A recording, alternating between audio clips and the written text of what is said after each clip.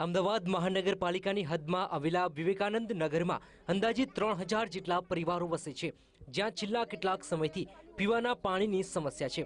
સ્થાનિક લોકોની ફરિયાદ છે કે અનેકવાર રજૂઆતો કરવા છતાં તંત્ર કોઈ વાત ગંભીરતાથી લેતું નથી। આ તો ઘણા વર્ષ થઈ ગયા આવું નવું ચાલે છે પાણીના। તમારા બાજુમાં આના બાજુમાં તે બધા કુંડી ઉપર પાણી લેવા જાય કે ચાર ચાર પેલા બાજુ એક નંબરમાં આગળ આવતું હોય ત્યાં સવારે 4 વાગે પાણી લેવા જવું પડે।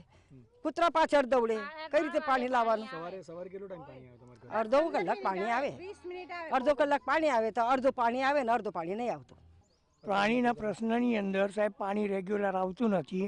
મન ફાવે ત્યારે આપે છે। 3 વાગે બી આપે, 2:45 આપે, 4 વાગે આપે, 4:30 આપે, ન પણ આપે। કેટલી વાર રજૂઆત કરીએ, લેખિત આપ્યું, બધું આપ્યું, અહીંના કોર્પોરેટર કોઈ ધ્યાન નથી આપતા। ગામમાં 3000 મકાનો વચ્ચે ફક્ત 11000 લીટર પાણીનો જથ્થો આપવામાં આવે છે। જો કે ગુજરાત સ્લમ ક્લિયરન્સના કર્મચારીએ પાણીની આ સમસ્યા માટે સ્થાનિકોને જવાબદાર ગણાવ્યા।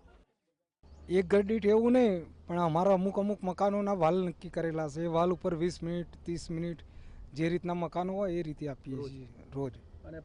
એટલે પાણી તો અમે આપી રહ્યા છીએ, પણ લોકોએ કનેક્શનો હવની જાતે કરી લીધેલા છે। ડાયરેક્ટ એકની પાઇપો લગાવેલી છે, એટલે પાછળના મકાનોને મળે ના મળે એવું થાય।